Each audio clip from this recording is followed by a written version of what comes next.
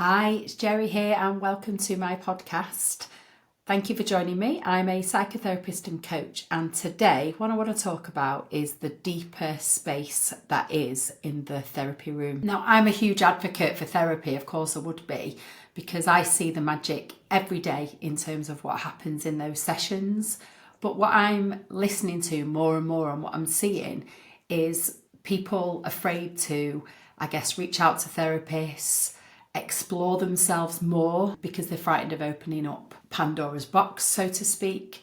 And a lot of people opting for quick fix solutions, so one-day workshops and things like that. And whilst that's all incredible because we're actually looking for things to help ourselves, what I'm finding is that people are almost binging and overloading on information, and it's too much. Like, the self-awareness is too much, and we don't know what to do with all of the information that we're coming across about ourselves. It's really, really easy to overload yourself with all the different help that is actually out there.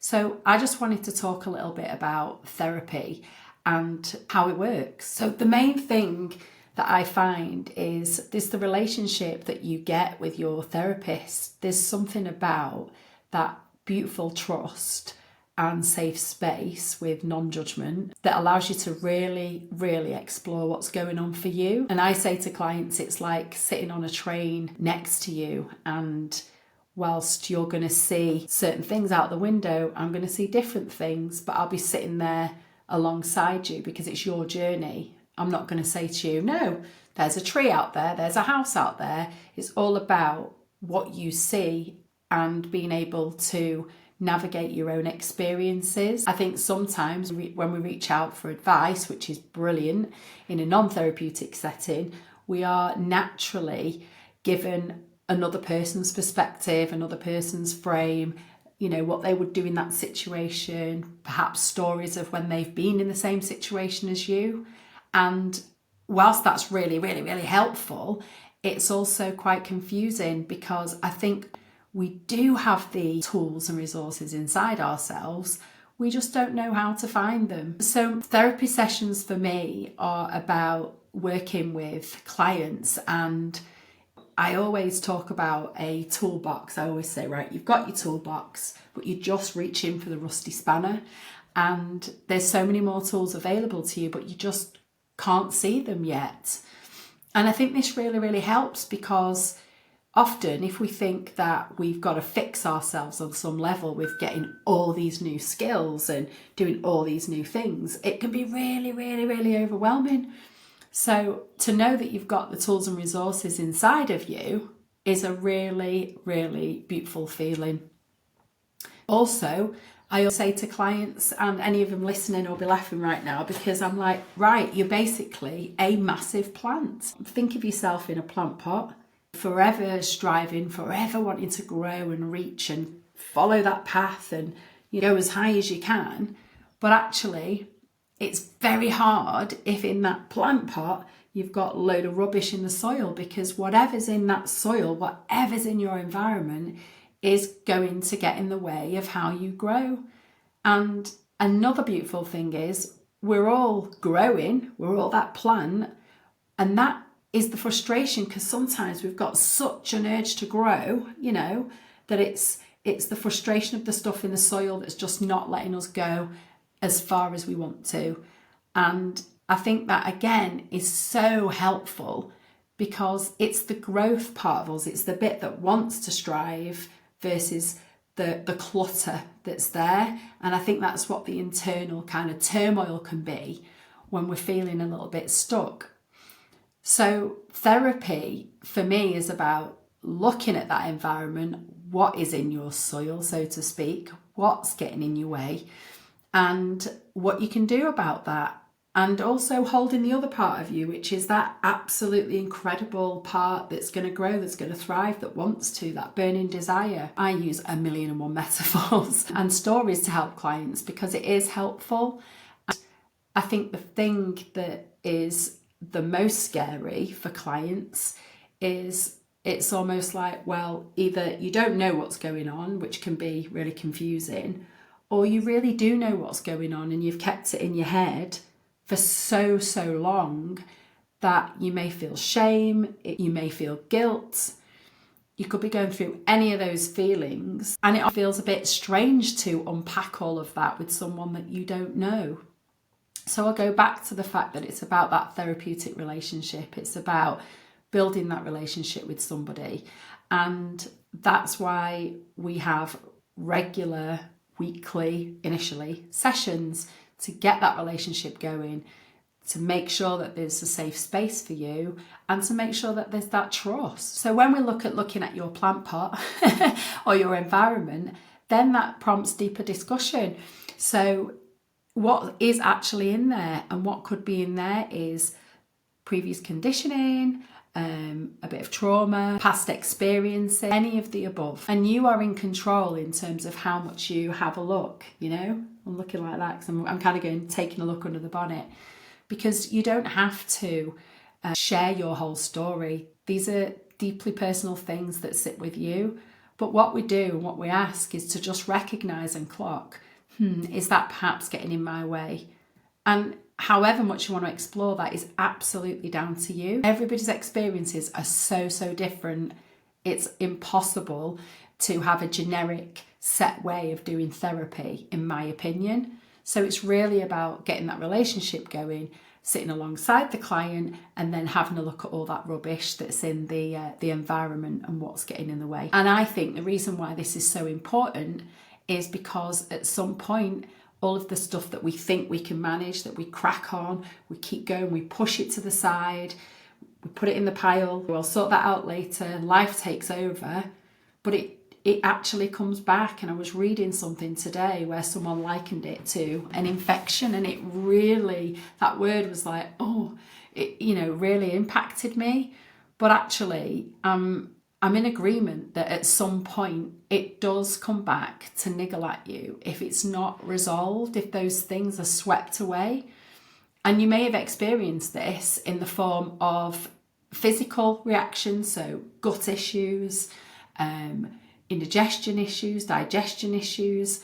Sometimes the niggle is there so much that it starts to take an impact on your physical health.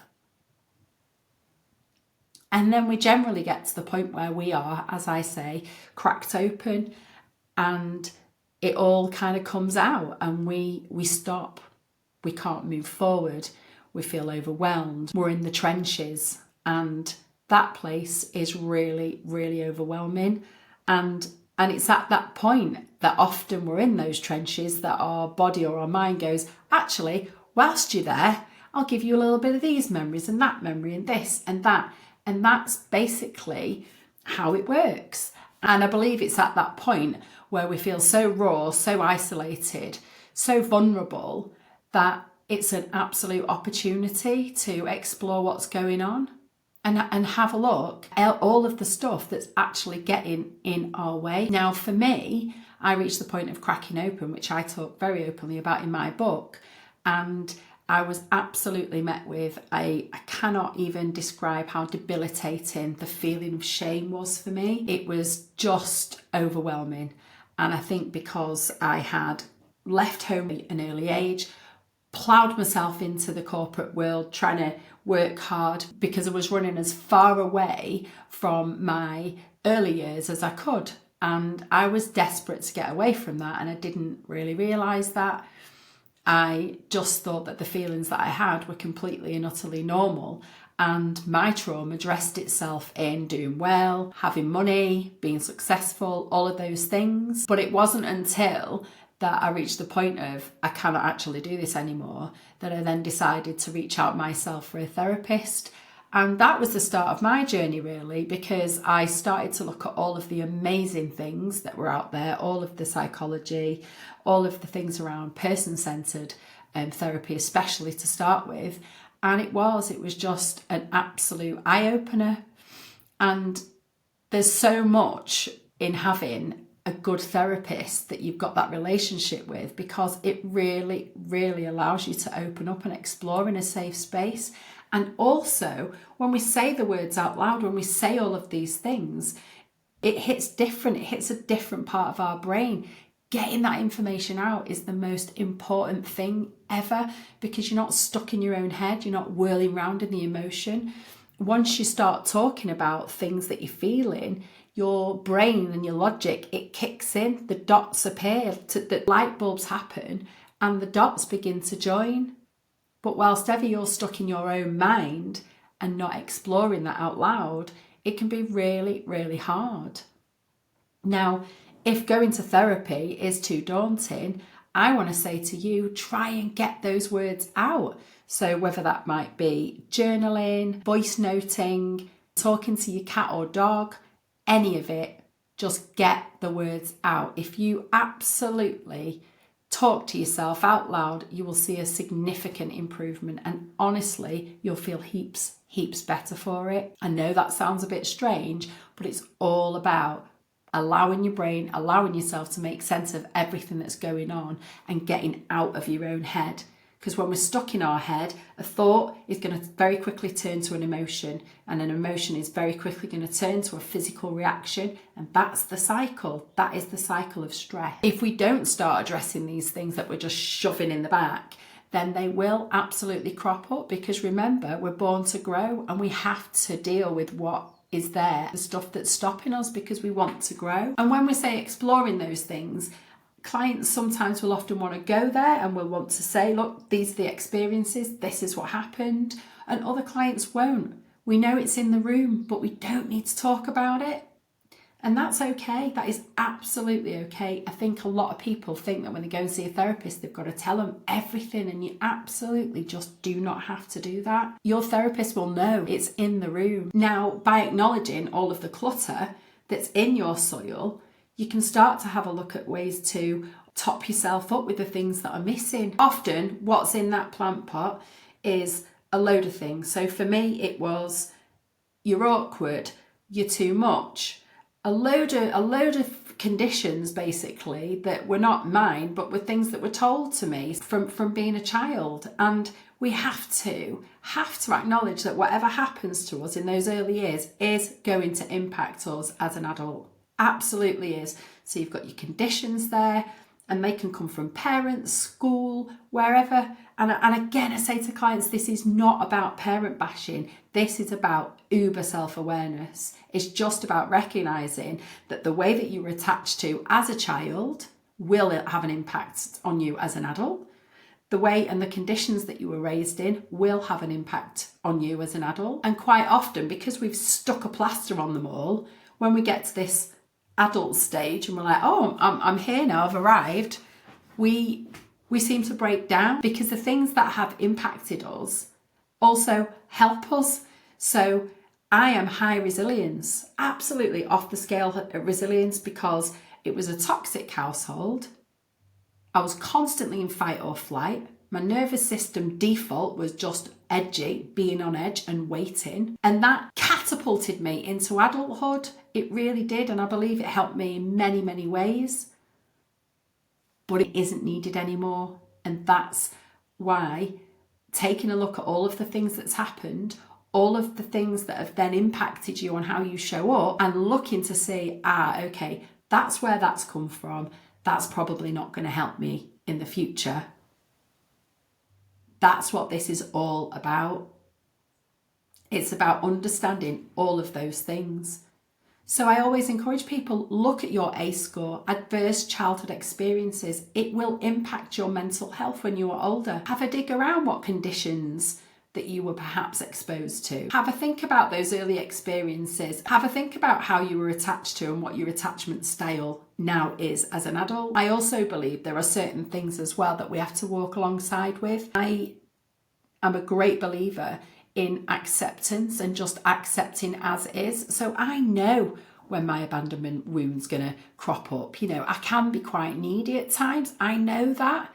But I don't turn in on myself now. I'm like, okay, I get that. And I see where I need to do some further work. And just knowing that and accepting that, it just means it gives me another thing that I need to just fill up. You know what I mean? So all the things that were missing for me, it's my opportunity to top that back up. So prioritizing things that are going to help you feel worthy is the best thing you can do. Just anything that's going to boost your self-worth, because that underpins anything in terms of what you're doing and your next steps. If you've got shaky foundations to start with, then it's going to impact you. Another thing is looking at and making sure that your value, your worth is in your own hands. It's not in anyone else's. If you're listening to this and you're sat there and it's really important what your, partner or friends or anyone else think of you, if their opinion absolutely dictates how you show up in the world, then I'm really sorry to say, but that's going to be a little bit rocky, because we cannot place our value on anybody else's opinion of us. And quite often we can be so wrapped up on what other people think and proving to people we're not what they think we are, that we lose sight of who we actually are. My therapy sessions really help you to explore all of that at your own pace. You come away with an understanding of exactly what has shaped you, which then gives you the power. Look at where you need to work on that self-acceptance. Look at the self-worth. What needs topping up? What was missing? What can you do for yourself now? It helps you to start to be the leader, which is why I say self-led, of your own life and thoughts. You control the ship. You control the environment. You are the planet.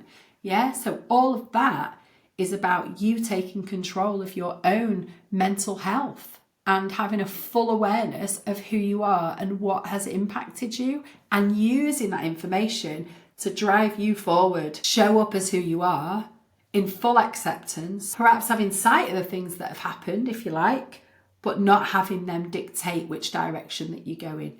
You drive the bus. Those thoughts, those experiences, they're just passengers, and you can move forward, but it's about not listening to them. It's about you keeping control and you steering your own journey. Life is too short and precious to not be aware of all the crap that is holding you back.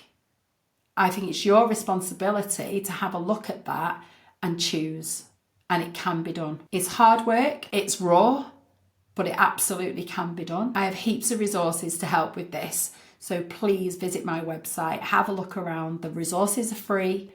Just submerge yourself, get curious, find out who you are. It does feel like work, but it's absolutely incredible what is on the other side, because you don't deserve to be held back by that past. Nobody does. And nobody deserves to be defined by who they are by someone else either, parents or whoever, I don't care. We decide who we are, and we decide how we move forward. Hopefully this has been really helpful, and I would really love to hear any feedback that you've got. Take care, and I'll speak to you soon.